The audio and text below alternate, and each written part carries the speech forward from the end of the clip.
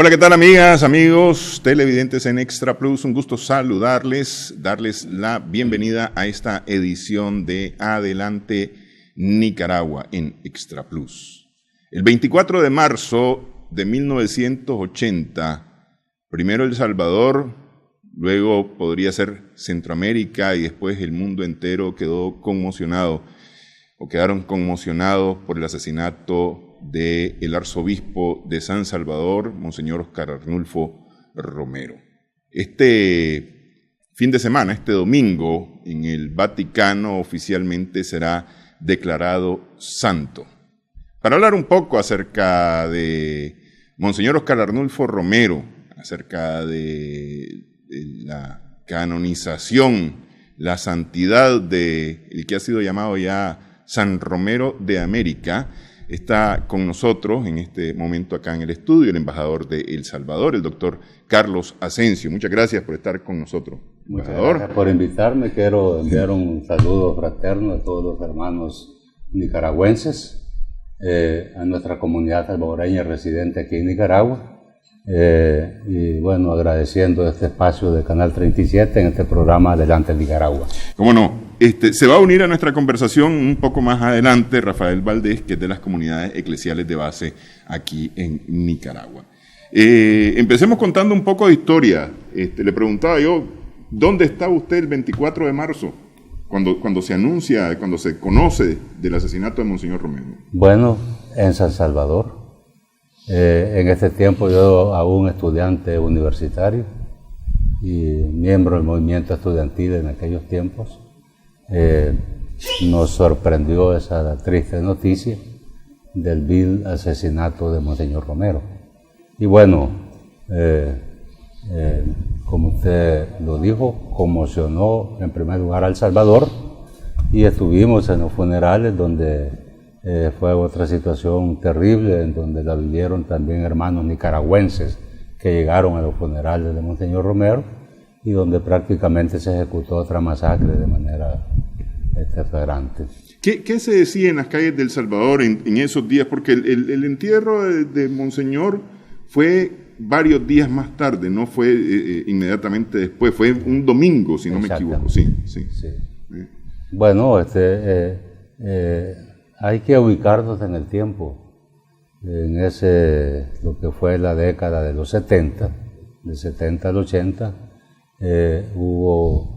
fue una década, podríamos decir, de acumulación organizativa del pueblo salvadoreño ante la situación que se vivía, que se catalogaba en ese tiempo como una dictadura militar. Esa era prácticamente la vivencia cotidiana del país, la represión hacia los sectores desposeídos de nuestro país, a los movimientos organizados por sus propias reivindicaciones sociales o políticas o reivindicativas. Había una respuesta represiva que reflejaba pues una situación dictatorial muy lejos de las aspiraciones populares de poder contar con un ambiente de democracia. Sí. De tal manera de que digo esto porque cuando hablamos de Monseñor Romero, en realidad nosotros nos remontamos a esa perspectiva histórica de lucha social contra la represión, contra los fraudes, en fin, contra todo este tipo de vejaciones hacia nuestro pueblo y que fueron como fortaleciendo la organización en determinado momento ya por la defensa de aspectos fundamentales como en primer lugar la vida. Sí. La vida, la dignidad de las personas, los derechos humanos, en medio de un ambiente pues de desapariciones, de torturas, de escuadrones de la muerte que proliferaron por todo nuestro país, tanto el área urbana como rural, y donde pues Monseñor Romero lo ubicamos como acompañando a nuestro pueblo y guiándolo con sus valores, optando por ser el defensor de los vulnerables, de los desposeídos, de aquellos que sufrían pues los problemas de inequidad social, además de los políticos. El Salvador, de una u otra forma, ha contado desde hace mucho tiempo con una fuerza gremial principalmente, organizada con fuerzas políticas, digamos, más claramente definidas. Se me ocurre pensar en Farabundo Martí, miembro del Partido Comunista de El Salvador, al momento de su asesinato en el 32, sí. En el 32. Es decir, había como más conciencia organizativa, tengo yo esa percepción en El Salvador. Sin embargo, existía también una enorme represión a esa fuerza organizativa. Exactamente, un tanto el acontecimiento triste del 24 de marzo de 1980 un poco hacía recordar los tristes tiempos de 1932.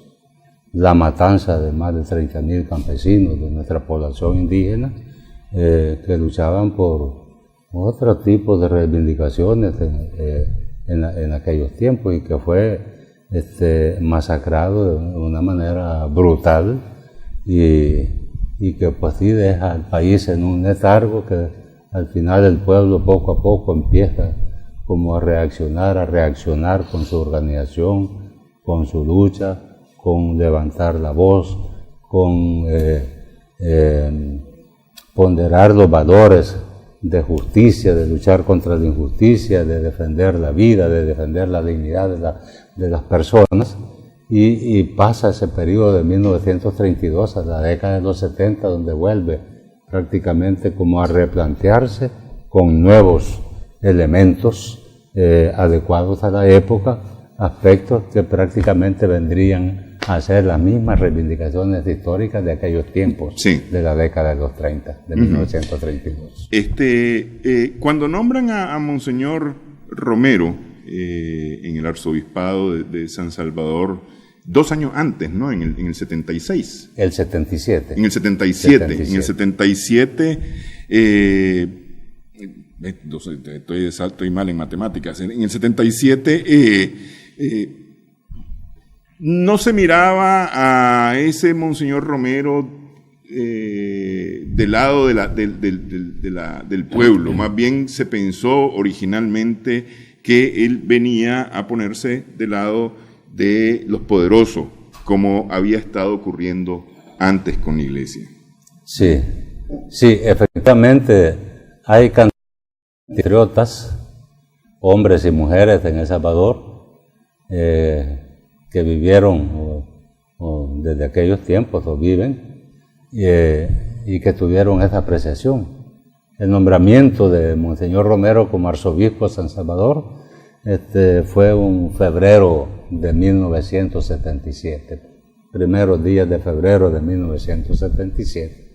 Es nombrado pocos meses antes de que asumiera un nuevo presidente de la República, que iba en el mismo estilito de la dinámica que la dictadura militar en El Salvador seguía.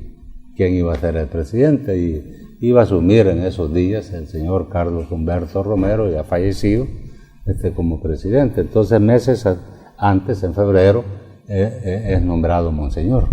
Y en nuestra población sí había esa consideración. Bueno, Monseñor Romero viene como arzobispo y se le identificaba como una persona de un pensamiento un tanto más conservador. Decía, bueno, más afín a los intereses de la clase pudiente de entonces, de los sectores de poder oligárquico, económico de entonces. Y bueno, así se veía inicialmente, ya en un momento en que la crisis política a la que hacía referente hace algunos minutos, ya había alcanzado otro nivel de maduración política. 1977, ya sí, prácticamente en la última fase de la década de los 70, entonces ya había otra situación de maduración, de desarrollo de las organizaciones populares y de pensamiento crítico, y se planteó eso. Bueno, aquí estaba la expectativa: asumirá con su pueblo, o seguirá siendo o será un arzobispo que va a representar y abanderar la dinámica que normalmente el país había tenido traía de hacía décadas, pues, de la dictadura y de la injusticia, básicamente. Claro, 1977, lamentablemente en El Salvador ya estaban hasta los escuadrones de la muerte, Sí. que desaparecían a personas. Bastaba que usted fuera estudiante universitario para ser considerado como alguien subversivo, enemigo en aquellos tiempos en donde se estaba aplicando de manera plena aquella concepción que ustedes la conocen, la concepción de la seguridad nacional. Eso imperaba en aquel tiempo dentro del disque conflicto entre las potencias. Entonces estaban ya los escuadrones de la muerte y bueno, esa expectativa de la conducta o del pensamiento conservador de Monseñor Romero, pero que sin embargo se fue viendo de que él comenzó a acompañar al pueblo. La injusticia lo golpeó fuerte. Sí, lo golpeó fuerte. Él tenía una relación muy íntima con el querido padre Rutilio Grande, Sí. que él estaba como más involucrado con el movimiento campesino, con las organizaciones eclesiales de base, en fin, una persona como más consciente, más convencida de que había que acompañar a la población salvadoreña en sus reivindicaciones en momentos en que estaba en juego no solo su dignidad, sino que hasta su vida misma. La vida misma. Claro. Claro. La vida misma. Entonces, sí, Monseñor Romero fue conociendo eso y al final él fue optando. Y como quien dice, bueno, ¿y yo qué hago acá? ¿Por qué propósito me voy?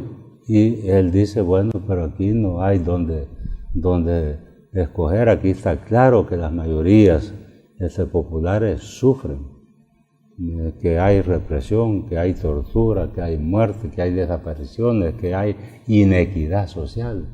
Entonces, él al final opta por eso y dice, me voy con lo que les hace falta voz. Y de allí surge aquello de que lo conocimos ya como la voz de los sin voz, al grado tal de atender de manera personal a la gente que llegaba al arzobispado, pidiendo ayuda, pidiendo auxilio. En mi caso, yo fui 2, 3 veces que pude verlo a Monseñor por compañeros que fueron capturados, dados por desaparecidos, y acudíamos a Monseñor para pedir por los compañeros. Sí. En muchos casos eso funcionó, en otros casos cuando los hallamos ya estaban muertos, pero bueno, se dio todo eso y Monseñor Romero dice, bueno, aquí ya no es posible que yo atienda o que mi equipo de apoyo atienda, sino que aquí hay que hacer algo más. Y crea en el arzobispado una oficina que la guarda con mucho cariño nuestro pueblo salvadoreño y la ve como que está presente allí, que es la oficina de tutela legal del arzobispado. Ya una instancia más institucional, con equipo de expertos, abogados, gente capacitada en seguir los procesos, en investigar, en recolectar datos, sistematizar y poder fundamentar las denuncias que él hacía ante el púlpito en sus homilías. Entonces él se ilustraba por el trabajo que su equipo de apoyo le hacía y que llevaba en detalle la cantidad de personas asesinadas o desaparecidas o gente que fue torturada, las víctimas. Sí, Esa sí. oficina tutela legal del arzobispado creada por Monseñor, de tal manera de que de allí prácticamente él va dedicando su actuar como arzobispo en esos 3 años. Justamente 3 años, Sí. Donde lo pone claramente acompañando y liderando como pastor al pueblo salvadoreño. De tal manera de que para los salvadoreños en general, en realidad, Monseñor lo vemos desde esa perspectiva histórica de protagonismo en defensa de valores que él enarboló. La defensa de la vida, la dignidad de las personas, los derechos humanos, luchar por la justicia, se vale, hay que organizarse, hay que defender la vida. Entonces él apoyó mucho eso, de tal manera que así lo vemos y hoy que pues sí, yo quiero expresar aquí ante el público, decirles de que como país nosotros nos congratulamos por este hecho histórico de que hoy se le canoniza a Monseñor, aunque bueno, en El Salvador desde que sucede su martirio el pueblo salvadoreño lo consideró San Romero de América. Eso es allá, pero lo ubicamos desde esta perspectiva. Yo quiero pues como reiterar nuestra alegría ante la opinión pública, nuestra comunidad salvadoreña, la comunidad nicaragüense, que ya Monseñor ya no es solo de El Salvador, ya trascendió, expresar esa alegría y que estamos pues a la víspera de su santificación en la formalidad de la iglesia, sí. A las 2 de la madrugada del día domingo 14 en el Vaticano, equivalente más o menos a las 10 de la mañana acá. En El Salvador se han organizado cantidad de eventos a lo largo y ancho del país, muchos son vigilias, esperando desde temprano de mañana sábado hasta el día domingo, poder apreciar ese acto formal con vigilia. Okay. Aquí no nos quedamos atrás. Sí. Y hemos organizado modestamente una vigilia en la embajada, a la cual no sé en qué momento usted me dice para girar la invitación. Ya hablamos de esa, ya vamos a hablar de esta invitación. Vamos a hacer una pausa antes, en esta edición de Adelante Nicaragua, y tocamos, al regresar esto, la opción preferencial por los pobres, que es uno de los fundamentos, me parece a mí, de la teología de la liberación, ¿no? Que es la que en esos años, tiene mucha fuerza en el continente latinoamericano. Regresamos en breve.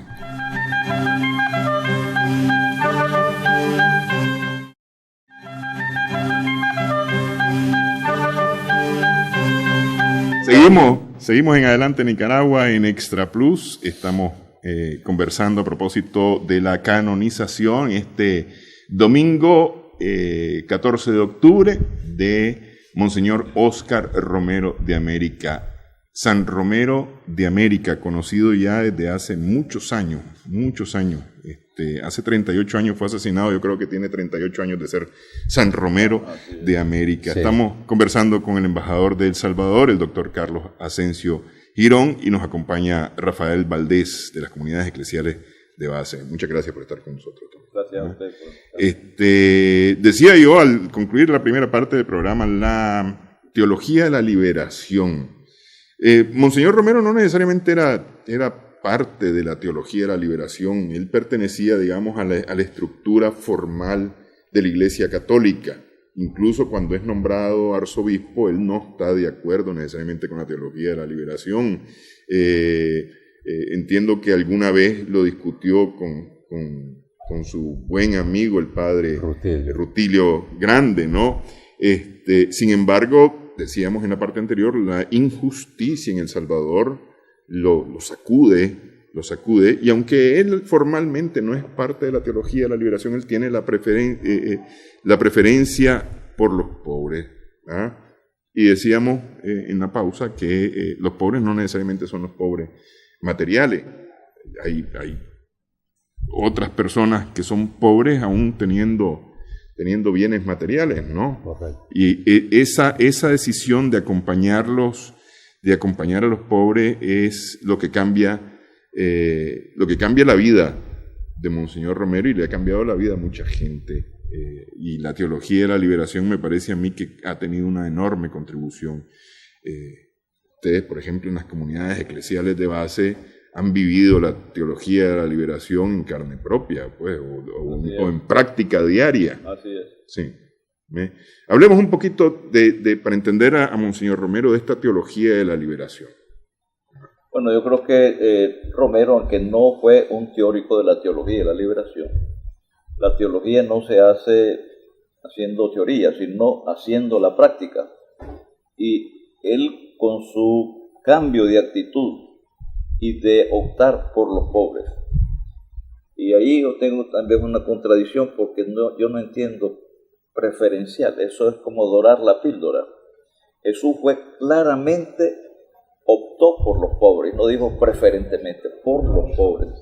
Entonces Romero en su práctica fue un impulsor de la teología de la liberación porque optó por lo que luchaban por liberar a su país de un sistema opresor, criminal, asesino. Y si él optaba por eso, estaba realmente haciendo teología en la práctica. Entonces, así lo percibimos nosotros, así lo vemos, y por lo tanto su vida y su obra es un ejemplo que nosotros tratamos de seguir en las iglesias, por lo menos en las comunidades cristianas. Muchos leemos sus pensamientos, hacemos referencia a lo que él dijo y hizo, y eso para nosotros es un ejemplo a seguir siempre. La Iglesia Católica, tanto al momento de beatificar a Monseñor Romero como ahora que lo canoniza de una u otra forma, bueno, cuando lo beatificaron, reconoció el martirio de Monseñor Romero por la fe. Es decir, reconoce que lo que él estaba haciendo era un trabajo de fe, era un ejercicio de fe. La denuncia, decía el padre Miguel de Escoto, que el profeta no solamente anuncia, sino que también denuncia. Entonces, el anuncio y la denuncia de Monseñor Romero le cuestan la vida, pero es un acto de fe. Claro. Declara la Iglesia Católica hoy. Es un acto de fe porque él muere por un principio cristiano de solidaridad con los más débiles, con los pobres. Y ese es un principio cristiano que precisamente debemos de seguir los que nos decimos cristianos. Es inconcebible un cristiano que sea indiferente a las situaciones de opresión, de agresión y de todo tipo de violaciones contra las personas humanas, sobre todo cuando tiene que ver con la salud, con la educación, con el derecho a la vida, con el derecho a poder desarrollarse. Todo lo que va en contra de eso es una opresión de la que hay que liberarse, y quien lucha por eso está haciendo la práctica de la teología de la liberación. Y con relación a la canonización, 38 años, ¿verdad? Después 38 años, 38 años y medio. Sin embargo, a Escrivá de Balaguer, uno del Opus Dei, fue rapidísimo. ¿Y por qué? A Escrivá de Balaguer lo hicieron santo así. ¿Y por qué a Romero tuvieron que esperar 38 años para decir este hombre era santo? Y a través de un proceso costosísimo de investigación que incluía en la prueba científicamente comprobada de los milagros. ¿Cómo es que hay un grupo de personas que puede estar en eso comprobando científicamente que hizo un milagro? Si ya el que murió, desde que murió es santo, no necesita que le hagan ningún proceso. Ya lo hizo santo el pueblo lo hizo santo. No necesitamos ni esperamos que sea la curia vaticana la que oficialmente ahora diga que es santo. Ya para nosotros es santo desde hace 38 años. No teníamos que esperar esto, está de más. Para nosotros, cuando alguien se muere, es santo independientemente que alguien lo reconozca como santo, que alguien sepa que es santo, que alguien inicie un proceso para que sea santo. Independientemente de eso, es santo. No necesitamos que una cuestión anacrónica dentro de la Iglesia Católica como congregación para los santos te diga que sos santo. Es el pueblo que decide que si sos santo o no, y él ratifica tu santidad. Este ha sido un proceso, embajador. Este ha sido un proceso largo. Llegar hasta este próximo 14 de octubre, es decir, hace 2 años fue la beatificación, ¿no? Y fue motivo de regocijo para América Latina, especialmente para El Salvador. Sí, tal vez no voy a pretender entrar a aspectos teológicos, no es campo de nosotros, mío en particular. Y bueno, hay puntos de vista, pero la beatificación y santificación hoy de Monseñor Romero, lo entendemos como estas formalidades ya propias de la Iglesia y que para nosotros constituye un acontecimiento histórico, independientemente que como pueblo, y como lo decía nuestro amigo, ya el pueblo lo había considerado ya San Romero. Decía, bueno, San Romero de América, hoy un San Romero universal. Es motivo de regocijo para nosotros y quisiera aprovechar decir de que también hay puntos de vista en cuanto a la santificación de Monseñor Romero. Hay opiniones que no necesita llevarse a la iglesia porque allí como que se le limita su acción, el desarrollo en la práctica actual de su pensamiento, de sus valores. Y nosotros lo vemos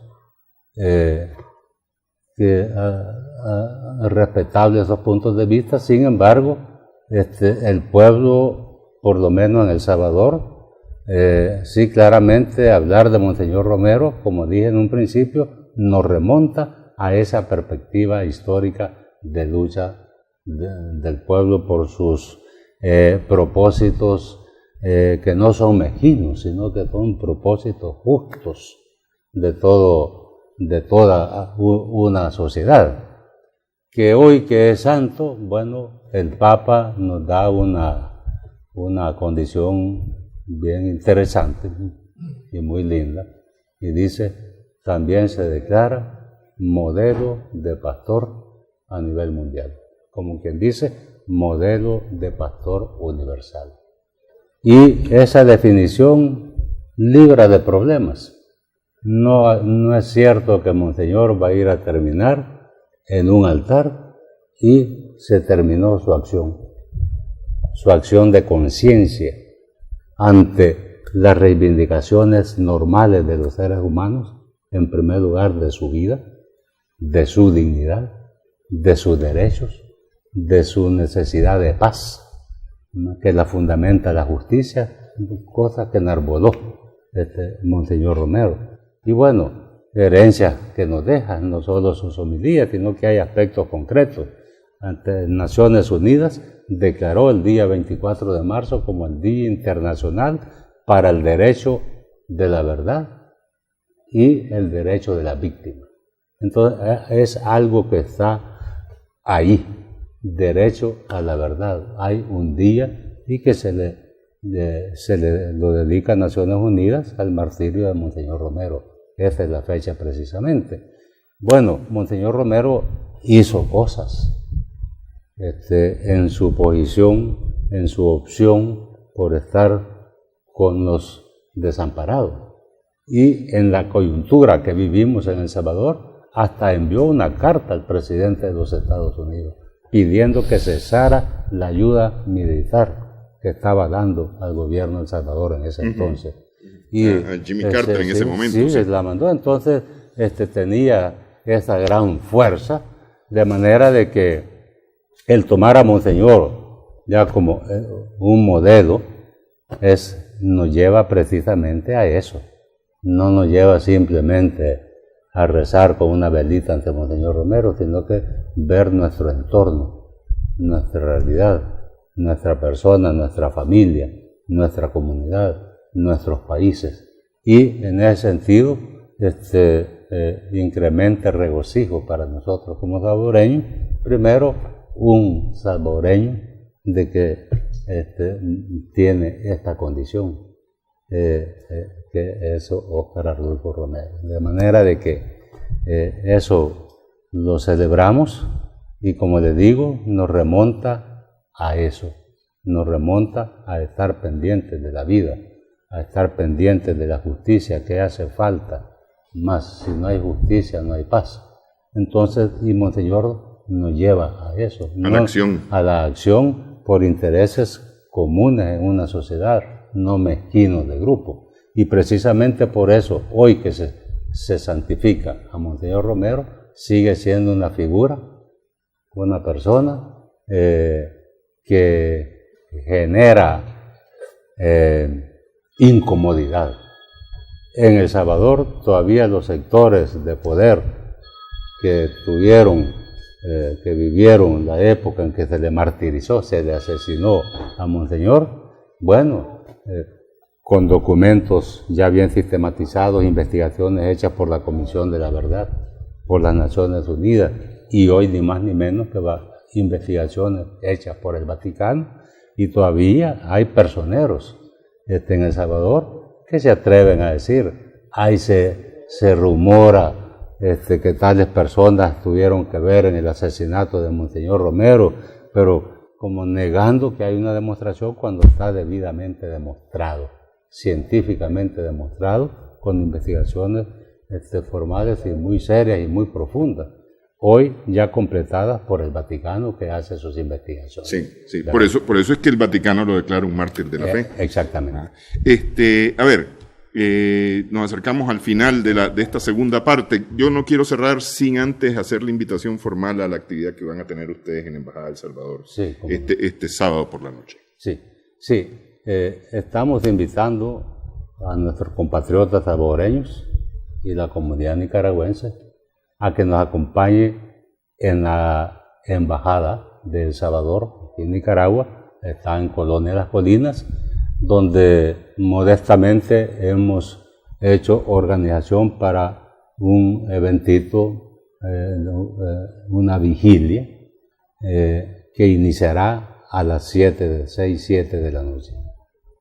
Y estaremos compartiendo algunos alimentos típicos, escuchando algunos testimonios, viendo algunos documentales, obras, presentaciones artísticas alusivas a Monseñor Romero, en espera de esa hora que va a ser 2 de la mañana en el Vaticano, en donde estaremos ante una pantalla grande, dando transmisión de Canal 10 de El Salvador, que nos va a dar señal para que se pueda apreciar el evento de esa misa. En el curso de la vigilia, aproximadamente a las 9 de la noche, esperamos tener una misa o una celebración de la palabra. Puede ser a cualquiera de las dos, según las coordinaciones que estamos haciendo con la jurisdicción de la Iglesia, que corresponde a la zona de Las Colinas.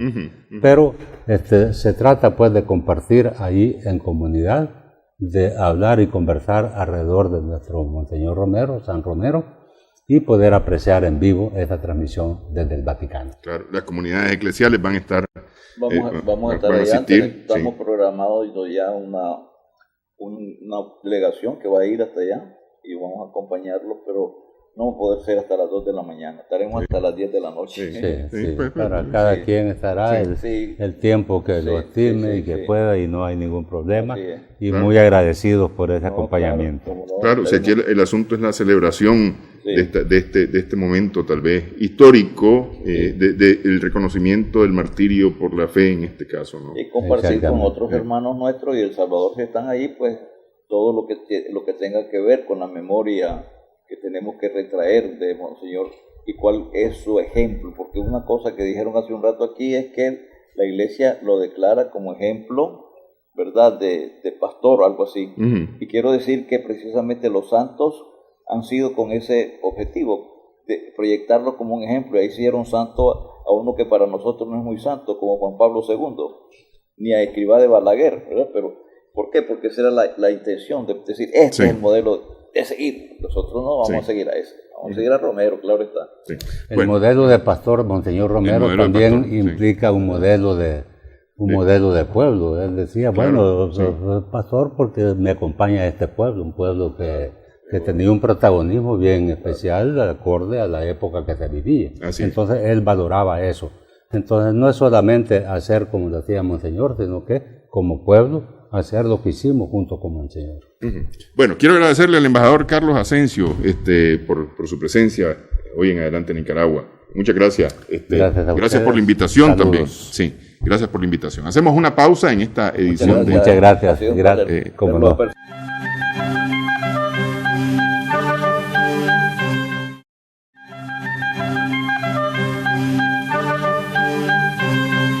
Seguimos en Adelante Nicaragua en Extra Plus. Conversamos a propósito de la canonización este domingo de Monseñor Óscar Arnulfo Romero, el hecho o el trámite formal para declararlo santo, pues ya hace 38 años desde su asesinato.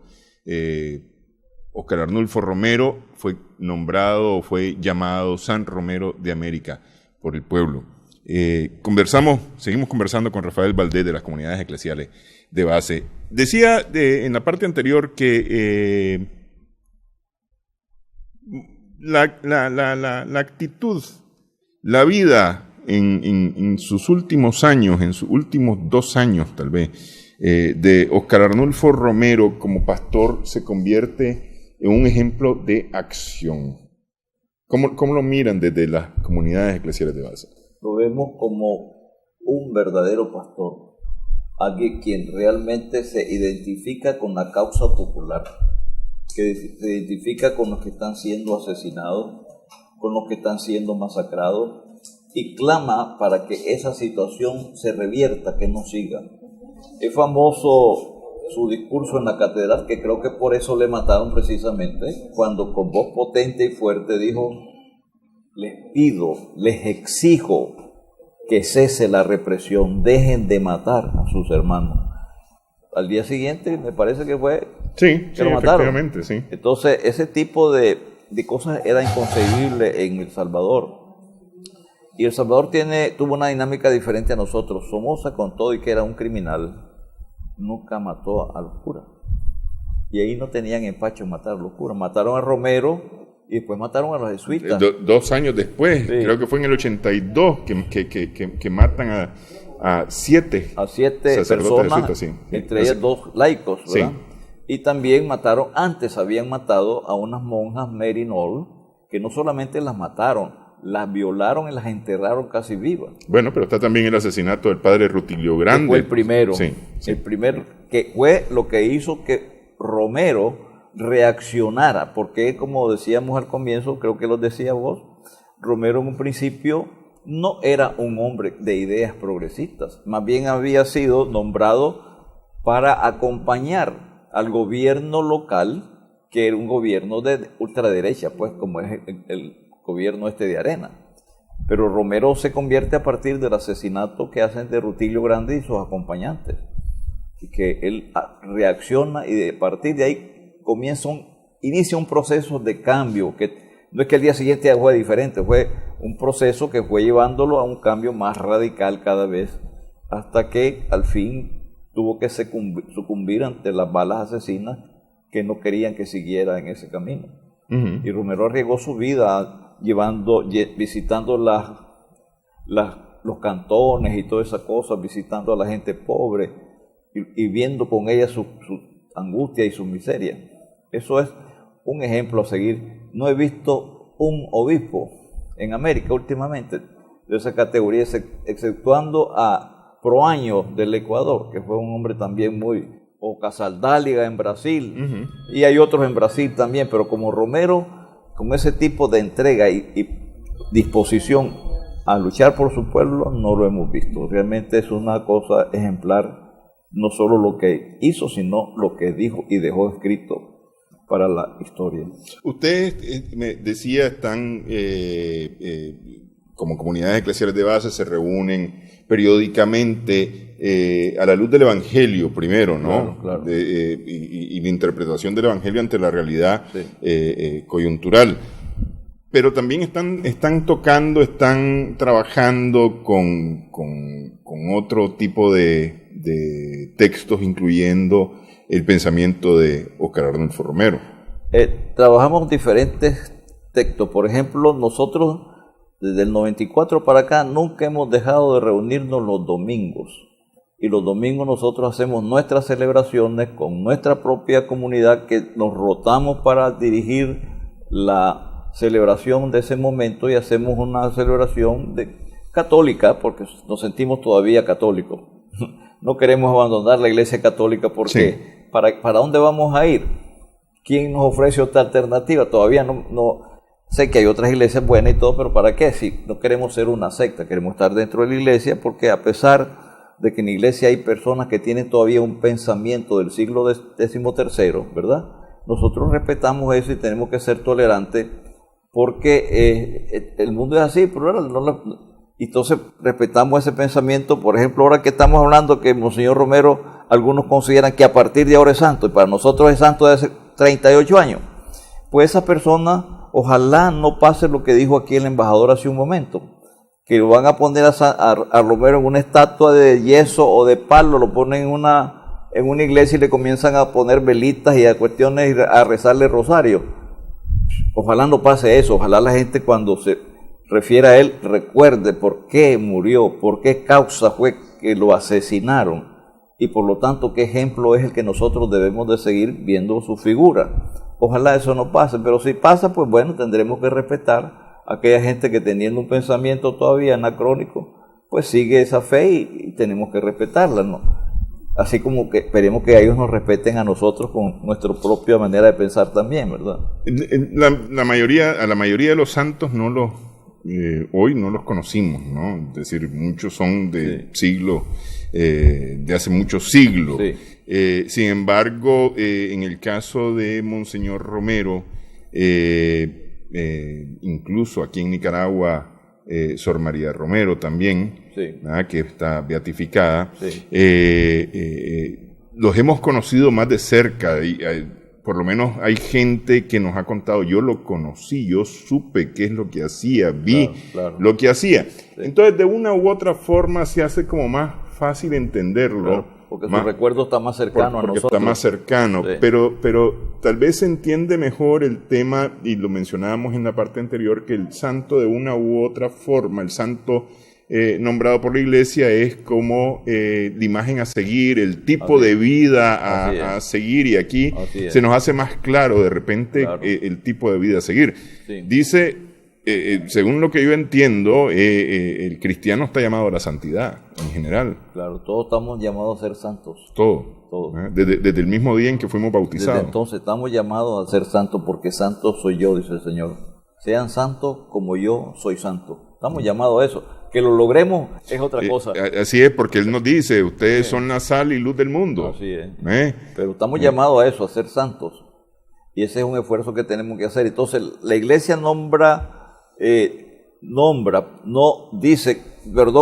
declara, porque Él es santo desde que muere. Y cuando se muere es santo. Y a partir de ahí nadie le puede quitar la santidad. Porque hace la iglesia decir, declaro que este es santo. Porque si lo declara santo sin ser santo, aunque lo declaren santo, no será santo nunca. Sí. Es que la santidad es una vida dedicada, me parece a mí. Así es. Una vida dedicada a cumplir con el principal mandamiento. Un mandamiento les dejo: ámense los unos a los otros como yo los he amado. Así es. Y eso implica todo. Pues sí. De una u otra forma implica todo. Claro. Y por ahí va la santidad, me parece a mí. Pues es decir, sí, santo es el que en vida amó. Claro, pero fíjate bien qué difícil es hacer santo a los laicos. Y hay o no hay santos laicos que sin ser religiosos, sin ser curas, sin ser obispos, sin ser papas, pueden ser santos. Pero esos no abundan. Son escasísimos. Sí. Porque normalmente casi todos los santos son obispos, o son monjas, o son religiosos, o son algo de eso, que no quiere decir que sea malo, pues. Porque si los declararon santos, es que algún ejemplo de vida que imitar tienen. Pero es un fenómeno. Ves a la gente siguiendo a Santo Domingo y van en borracheras, en esto y el otro, y Santo Domingo no tiene nada que ver con borracheras. Claro, es que por eso yo decía, la santidad es un estilo de vida en el que se ama, sí, ¿no? Se ama a los otros, principalmente se ama a toda la humanidad, pues, en general. Claro. Y ese es el estilo de vida a seguir para el camino de la santidad. Claro. No son milagros, no son este tipo de cosas que se atribuye a veces a los santos. Sí. Pues realmente dice Jesús en el Evangelio que tengan fe como un grano de mostaza y van a mover montañas, ¿no? Es decir, el que es santo en vida, es decir, el que ha amado y ha tenido fe, hace maravilla. Vos has leído los poemas de Leonel Rugama, ¿verdad? Claro, como los santos. ¿sí? Ajá, sí. ¿Y quiénes son los santos que menciona ahí? No son de la iglesia. Sí. Ninguno de esos santos tiene que ver con la iglesia. Y son hombres que para él son santos. Y quizás para algunos de nosotros son hombres ejemplares, que realmente son modelos a seguir, como yo. Sigo al Che, por ejemplo. Y el Che lo siguen millones de seres humanos, no solo en América Latina, sino en Europa, en Asia y en todas partes. Es tan universal como Romero. Y ese es un hombre al que cuando yo lo vi muerto, miré la imagen de Jesucristo ahí en 1987, cuando lo mataron en octubre. En el 67. En el 77, sí. En 67, perdón. 67. Sí. Yo vi la imagen de Jesús ahí, que está en una cama, y tiene casi las facciones del Jesús que nos pintan en sí, ¿verdad? De la imagen que conocemos. De la imagen que conocemos. Y es un hombre, es el revolucionario perfecto para mí. Es un hombre santo. Y no era. Sí, por algo muchos le dicen San Guevara de Liguera, ¿no? San Ernesto de Liguera. San Ernesto de Liguera, sí. ¿Por qué? Porque es un hombre que fue recto en sus principios y coherente en su vida con lo que decía y con lo que hacía. Ok, hagamos una pausa y hablemos de esa santidad que hay que seguir aquí en Adelante Nicaragua.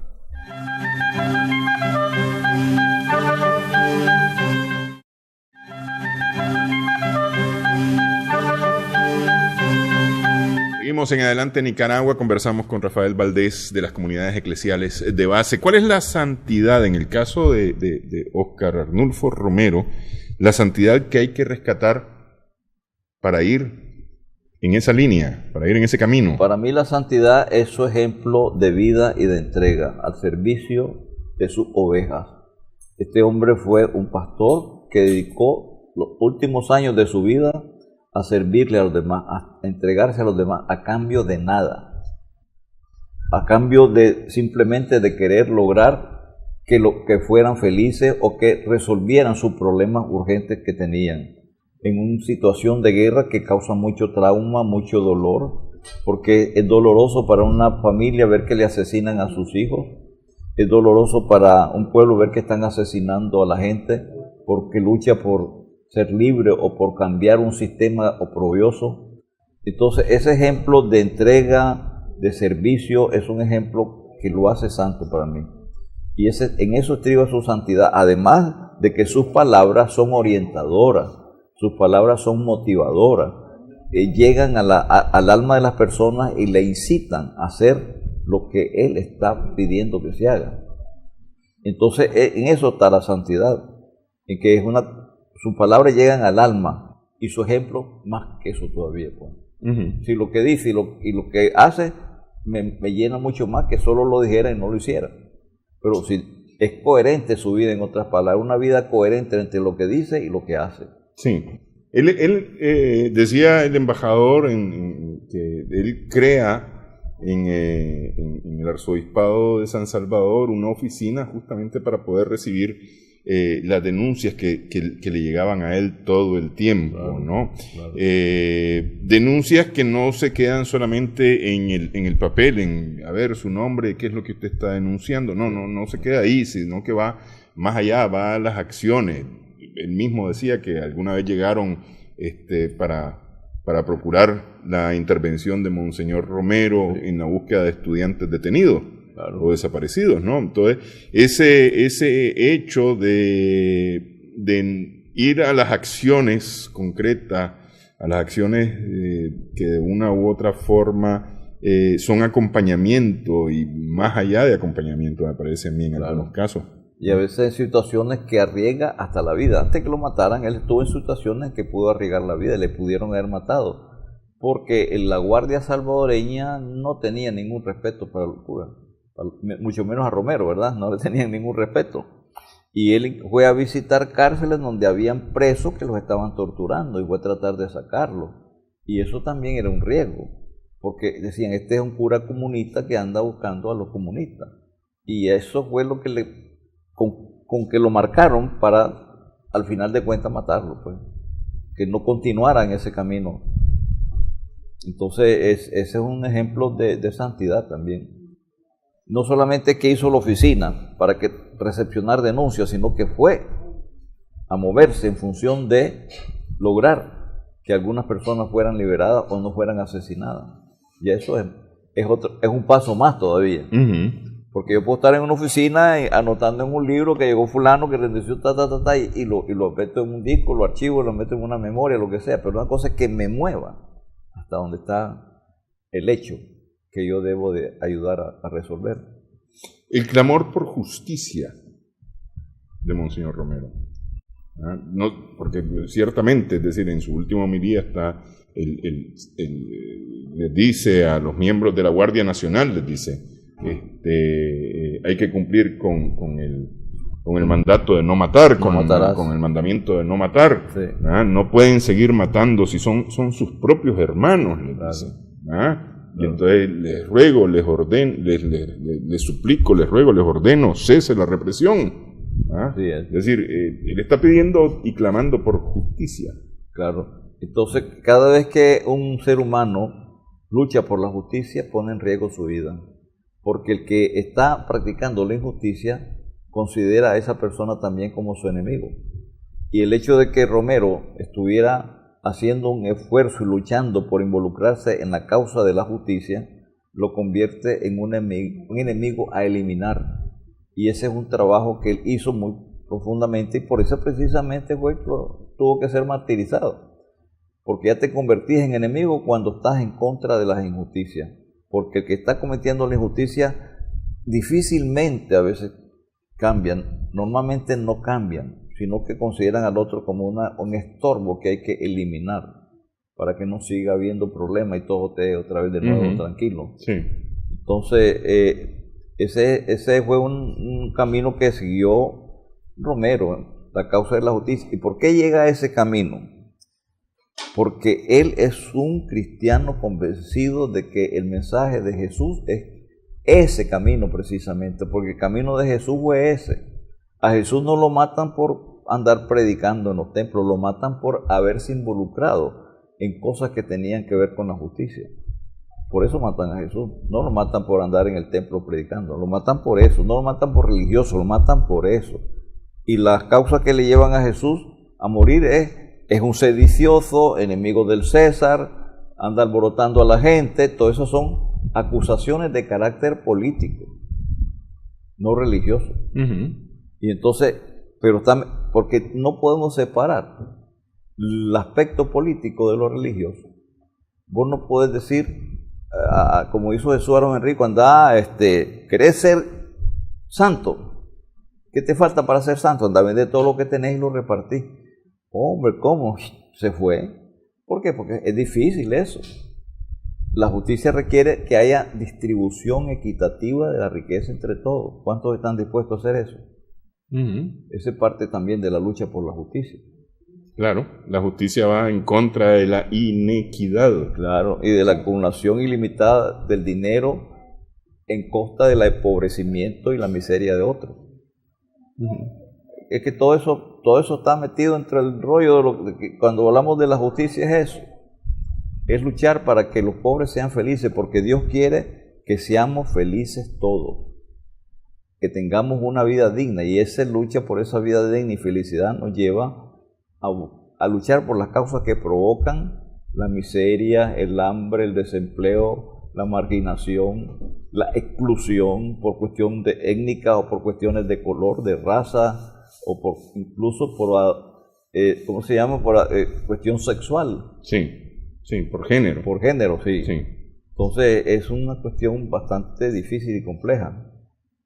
Hemos venido avanzando en estos últimos tiempos en esos aspectos, pero todavía ahorita la derecha conservadora está dominando en América nuevamente. Estamos siendo agredidos y ha ido avanzando.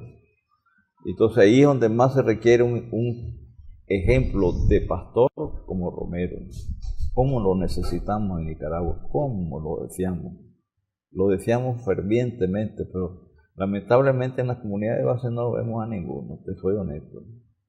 No vemos a ningún pastor con esas características en Nicaragua, no lo vemos. Eso es una cosa triste, pues, porque quisiéramos verlo. Bueno, habrá que orar por él. Pues sí, habrá que, por ellos. O por ellos. Porque son varios, ¿verdad? Sí. Algunos más difíciles que otros, pero ojalá pues, y si se produzca ese milagro, ojalá. Ojalá. Si eso se produce, es un milagro, se lo vamos a ver a Romero. ¿Cómo no? Sí. Bueno, quiero agradecerle, don Rafael, que ha estado con nosotros. Un saludo, por favor, al padre Arnaldo. Con mucho gusto, Sí. claro, se lo haremos llegar.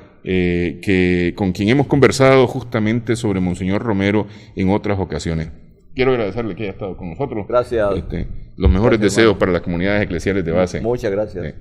Gracias a nuestras amigas, amigos televidentes por su sintonía. En esta edición de Adelante Nicaragua, esperamos que el programa haya sido de provecho para usted.